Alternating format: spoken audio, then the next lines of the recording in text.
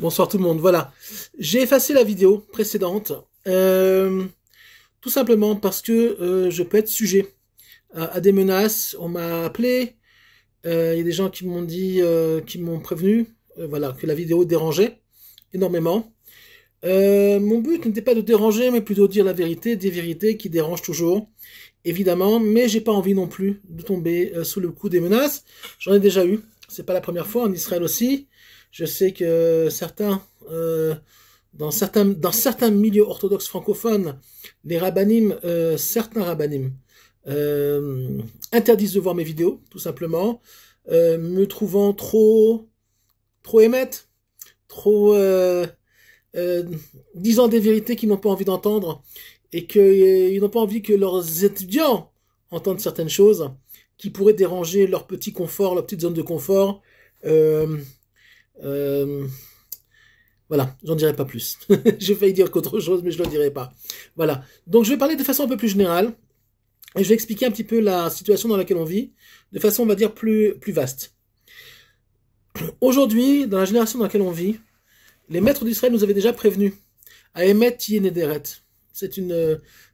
Un classique du Talmud où on dit qu'à la fin des temps, quand on se rapproche du Mashiach, le Emet sera très difficile, la vérité sera très difficile à trouver, tout simplement parce que la génération Ikve des Meshicha, comme on dit, les talons du Mashiach, sont une génération d'un côté avec beaucoup de mérite, parce que nous n'avons plus de leader pour le moment, avec le Mashiach se dévoile ouvert. Nous n'avons plus de leader, on va dire, suffisamment puissant pour rassembler le Ham Israël autour de lui. S'il y a un tzaddik dans la génération, on ne le connaît pas. Et malheureusement, tout le monde tire la couverture à soi. À savoir que oui, dans le monde orthodoxe, il n'y a plus de Hémet dans le monde orthodoxe, puisque tout le monde se tape sur la figure les uns les autres. Ok, il y a beaucoup d'intérêts qui ne sont pas des intérêts de Torah, qui sont des intérêts de politique, d'influence et de pouvoir. J'en redirai pas plus, et je n'irai pas plus loin sur le sujet. Maintenant, dans d'autres milieux, c'est pareil. À savoir que, finalement, je vais vous dire quand même quelque chose qui va vous choquer, mais finalement, il y a derrière Kaplan, les kaplanistes, l'ultra-gauche et les ultra-orthodoxes qui ont manifesté jeudi, il y a un point commun, à savoir que finalement, ce sont des gens qui sont chacun dans des extrêmes et qui veulent finalement rester dans leur zone de confort et ne pas entamer comment dire, une discussion avec, on va dire, ceux qui représentent le peuple, et de trouver une solution intermédiaire. Il y a dans le monde orthodoxe, oui, des rabbins courageux qui ont essayé, qui ont fait beaucoup de choses. Mais il y a un rabbin, par exemple, de Strasbourg, un rabbin francophone, je crois qu'il est de Strasbourg, je suis pas sûr, je crois qu'il est de Strasbourg, mais qui habite à Bnei Brak depuis très longtemps, qui a été exfiltré de Bnei Brak, parce que il était menacé de mort, parce que il y avait des manifestations toujours de tous les jours devant sa porte. J'ai pas envie que ça m'arrive, parce que j'ai ni le temps, ni les moyens que ça m'arrive. Ça peut pas m'arriver là où j'habite, mais disons que j'ai pas besoin de ça dans ma vie privée. Dieu jugera. Il fait ça beaucoup mieux que tout le monde. Et quand le Mashiach se dévoilera, le Mashiach se portera aussi en juge pour les nations du monde et pour, on va dire, toutes les branches du peuple juif qui sont actives actuellement sur la scène politique et la scène spirituelle. Personne aujourd'hui ne peut revendiquer le Hémet. Il faut bien le comprendre. Nulle part. Ni chez Chabad, ni chez Breslev, ni chez les Litaim, ni chez les Datim Leomim. Nulle part. Chacun a, on va dire, a une part du Hémet. Chacun a une part de vérité. Chacun représente quelque chose. Mais il y a des points très graves, très graves, qu'on peut retrouver malheureusement dans des groupuscules qui sont censés représenter la Torah, mais en fait ils ne représentent rien. Ils ne représentent qu'eux-mêmes, ils représentent, sans juger personne, je dis pas de nom, peu importe, ils représentent des groupuscules violents, des groupuscules qui sont complètement détachés de la Torah d'Israël. Ils n'en ont que l'extériorité, ils n'en ont pas du tout l'intériorité. Pourquoi? Il y a plusieurs raisons. Une des principales raisons, c'est le manque d'études de la Chassidoute et de la Kabbalah de façon journalière. à savoir que l'étude de la Kabbalah et l'étude de la Chassidut permet d'avoir une vision plus large, plus souple, euh, plus compréhensive de toutes les forces en place qui exercent, on va dire, dans le monde de façon générale et en Israël particulièrement. Mais même avec l'étude, malheureusement, de la Chassidut, quand c'est mal compris, on peut tomber aussi dans des extrêmes et mal comprendre. Si on a des maîtres qui sont pas, on va dire, équilibrés, et il y en a, qui sont des maîtres, mais pas des maîtres équilibrés, des gens qui enseignent la Torah, mais qui enseignent la Torah de façon tordue, et on le sait, et ça existe, et ça a toujours existé. Alors malheureusement, on tombe dans des groupuscules extrêmes, et au lieu de faire du Kiddush Hashem, on fait du Chilul Hashem. Au lieu de sanctifier le nom de Dieu, on fait une profanation du nom de Dieu, et Dieu sait que malheureusement, ça arrive et ça existe parmi nous. Pourquoi? Eh bien c'est très simple. À la fin des temps, quand on est très proche de la Géoula, et quand je parle même historiquement, déjà même le retour sur la terre et la reconstruction, la réhabilitation de l'État d'Israël au niveau de l'histoire et parmi les nations du monde, entraîne aussi des forces extérieures au peuple juif qui veulent empêcher justement ces forces-là de se mettre en place, ces forces positives du retour d'Israël sur sa terre. C'est des forces qui peuvent venir du monde chrétien, du monde musulman, mais surtout du monde chrétien, surtout de l'Occident, qui ne veut pas d'un Israël fort, qui ne veut pas d'un Israël de Torah, de vraie Torah, en Eretz Israël, sur la terre d'Israël. Alors qu'est-ce qu'ils font? Ils s'introduisent, ils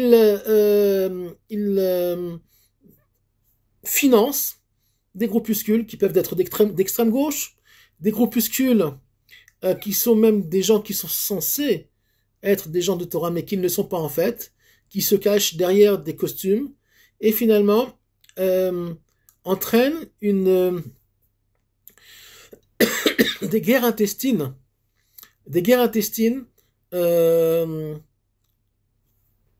parmi la nation d'Israël de retour sur sa terre. Pourquoi des guerres intestines? Parce que tout simplement, c'est quand il y a un manque d'ardout, quand il y a un manque d'union dans le peuple, alors on ralentit la Géoula. Pour Dieu, le plus important, c'est la hardout. C'est très important de dénoncer, et c'est pas pour rien que je le fais, et j'ai des rabbinim orthodoxes derrière moi qui m'encouragent à le faire, de dire certaines vérités, qui eux-mêmes disent aussi, mais ça a un danger. Les forces en place dans le monde, en Israël particulièrement, sont extrêmement virulentes et dangereuses.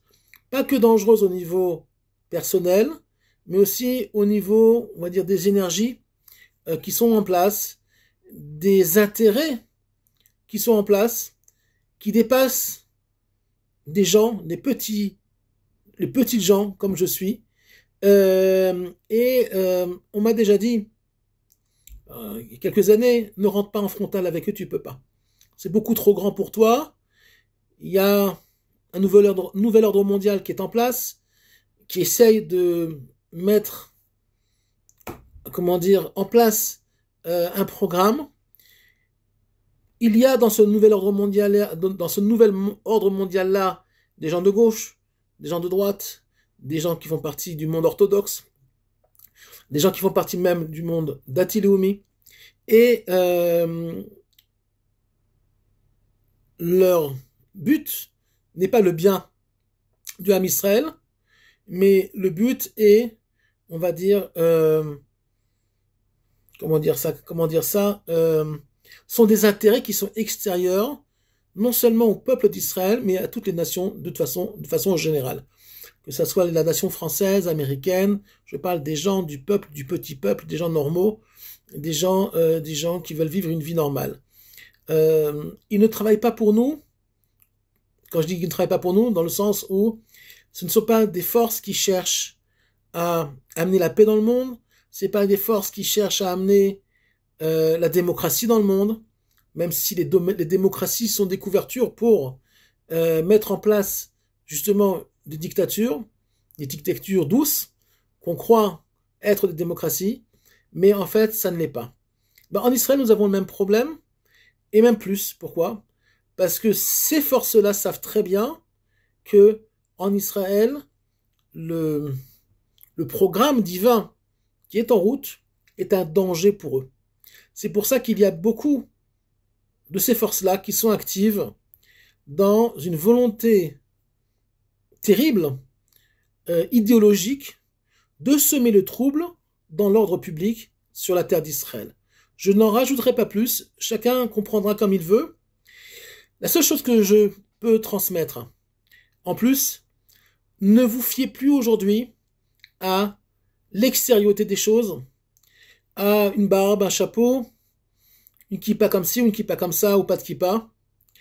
Tout est brouillé, il y a beaucoup d'obscurité. Parfois on croit voir de la lumière, c'est l'obscurité. Parfois on voit de l'obscurité, on croit en fait c'est de la lumière. Il faut beaucoup d'expérience, beaucoup de finesse d'esprit pour pouvoir distinguer l'obscurité de la lumière. Comme m'a dit un rave tout à l'heure, dans une génération où on n'est pas capable de faire la différence entre un cheval de course et un âne, on ne peut pas espérer grand-chose.